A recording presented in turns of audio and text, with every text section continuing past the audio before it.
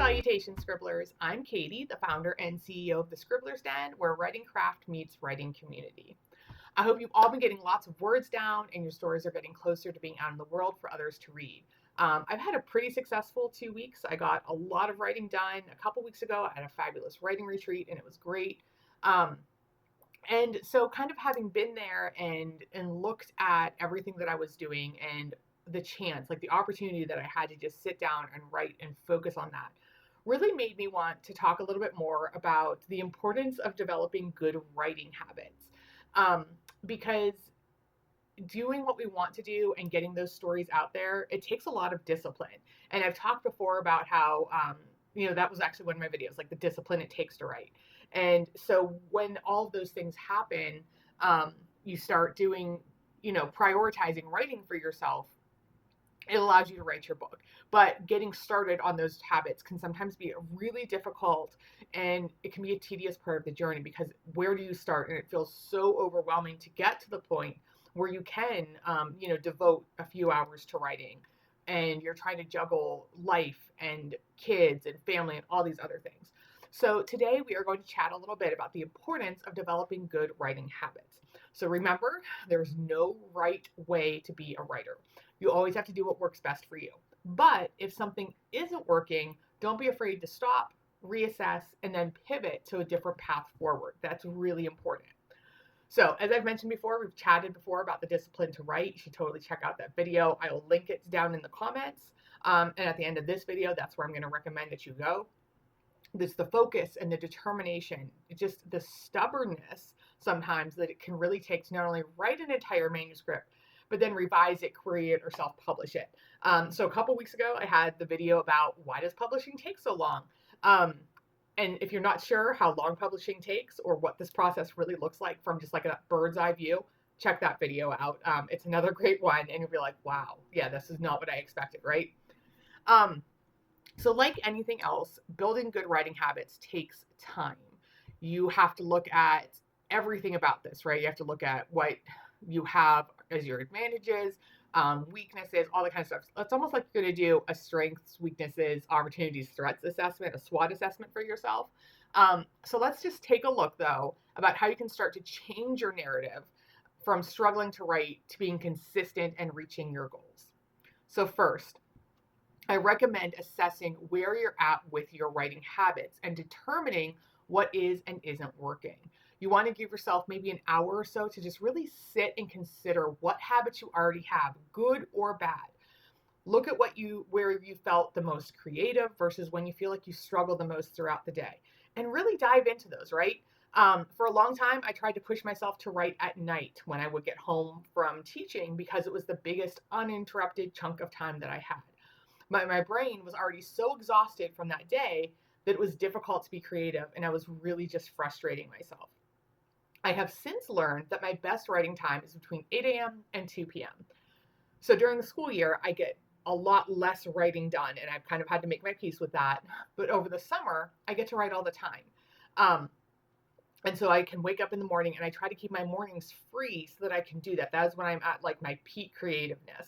And there are times, then yes, I will still come home and I will still write. Like if I have an idea just bopping around in my head, I have to do it. Like I have to get it out there. But during the school year, I pretty much just don't write in the evenings anymore. I only write on the weekends because my brain is just too exhausted to give it the creativity that it needs. So I just do most of my writing from September through May on the weekends. Doesn't mean I'm not thinking about my book in between or getting ideas or things like that and sorting through things. But I'm not actually like physically at my keyboard typing, getting words down on the page. This was something that I really had to figure out, and it took me several years, partly because my weekends were just as filled as my weekdays because I was actively training with my horse for competitions, and I had several part-time jobs, but I was also determined to write. So I took the only time I had available, which was my exhausted evenings. So it's not, like it was a little bit like I had to do that, and I just did. But as I've had a little bit more freedom, no more part-time jobs aside from the Scribblers Den, which I really love, and I can talk to the boss about getting time off when I need it. I don't do my writing in the evening anymore.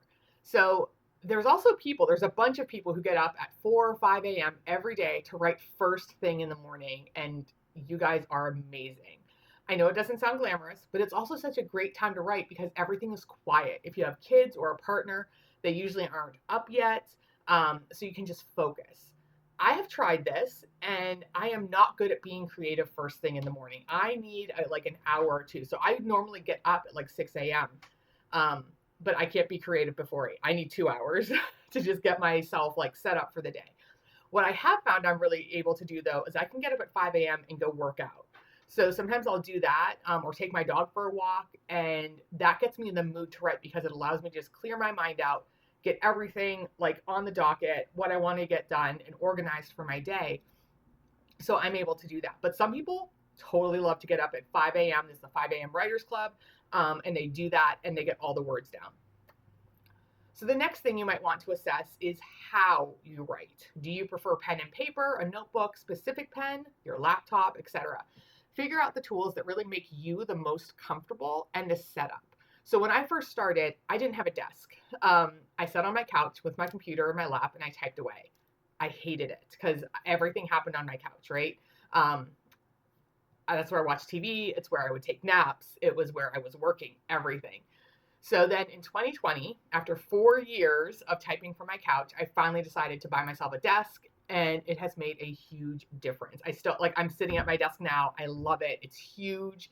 I bought myself this fancy chair, which has seen some better days, but it's hanging in there, guys. And now it's just so much easier for me to write because I'm comfortable and I feel as though I have created the space that I've needed to be creative. So I think that's just as importantly, like if you assess just even your environment, where do you write the best? Is it in a specific spot? Is it leaving your house and writing someplace else? That's going to help you to build those habits because you can just reinforce this is where I do my best work. And so I'm going to make sure that this space is comfortable and available to me.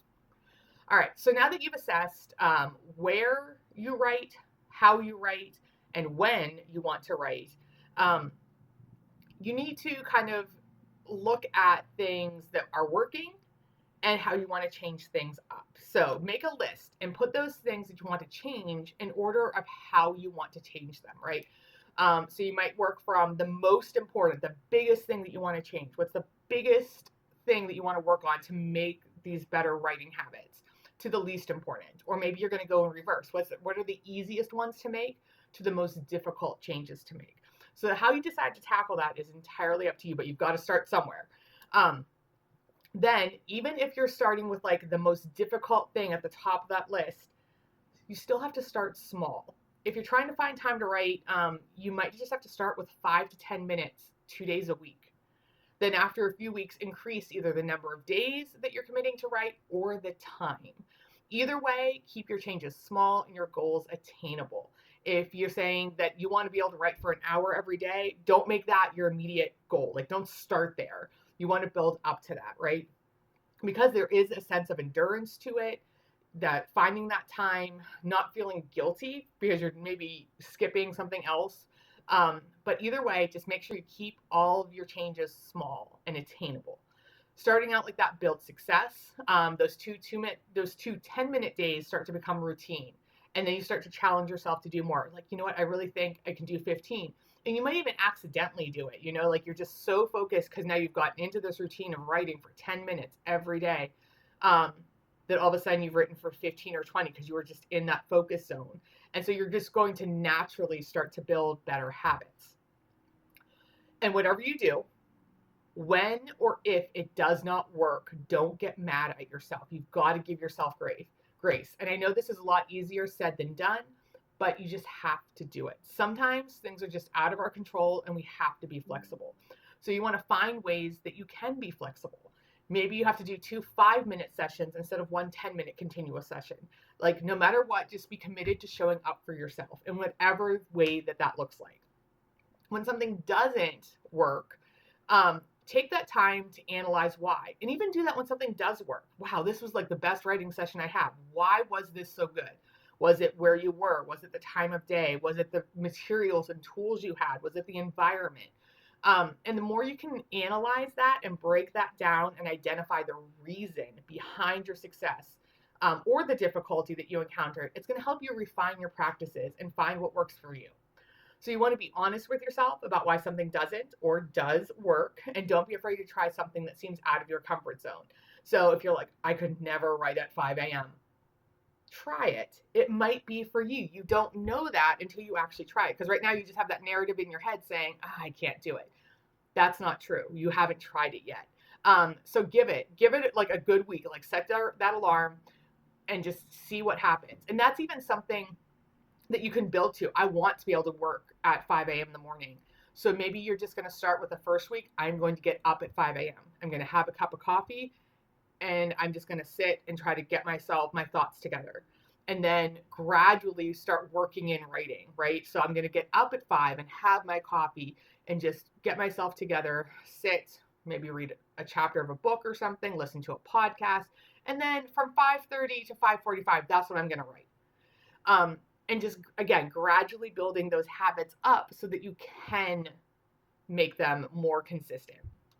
As you start to develop all of their habits, it can also really help to have an accountability buddy or an accountability buddy, if you will. Just telling someone else what your writing plan is and asking them to check in on you can make a big difference as you work to make your habits into a daily practice, right? So I know when I message one of my writing friends and speak my writing goals into a group chat, I am more likely to achieve it. And if I don't, I also feel the need to then explain to them why it didn't happen. So if I said, hey, I'm sitting down for an hour to write, I just want to get like 200 words down, and that doesn't happen, then they'll check in with me and be like, hey, how'd it go? And I'll just respond with something like, Bellamy wanted to go outside a whole bunch, and then I saw an ad for these really cool shoes, and I was trying to decide if I could find them, and then if I could find a coupon for them, and then all of a sudden my hour was up and I only had 50 words written. And they don't, like, your friends shouldn't shame you or anything. They should be like, oh yeah, try again next time. But hey, 50 words is 50 words more than you had. So, but either way, I can now think about this and say, yeah, I really need to not have like Google open when I write. I shouldn't do this, or I have to put my phone in the other room or anything like that, because it really just forces me to analyze why it didn't work out. And that allows me to make adjustments. On the flip side of that coin, you can also be like, oh my gosh, I only wanted 200 words, but I got 1,200 words and it was so cool. I was just like all the way in the zone and this was happening and this was happening. And you can analyze that too. And when you kind of like have that conversation back and forth with your writing friends, you learn so much about your process and what really works for you. So the big takeaway here is to be honest with yourself about what is and isn't working and why. As you set your goals to build better writing habits, you want to start small and then make changes as needed. Give yourself that grace and be flexible. Find someone to cheer you on and help stay committed to your goals, right? So finally, remember that your writing habits will likely change over the years or from project to project. So let yourself grow and change and keep moving forward. You don't have to keep doing the same thing. Just because it worked a year ago doesn't mean it's going to work now. Just because it worked a week ago doesn't necessarily going to mean it's going to work now. We're always evolving with everything we do.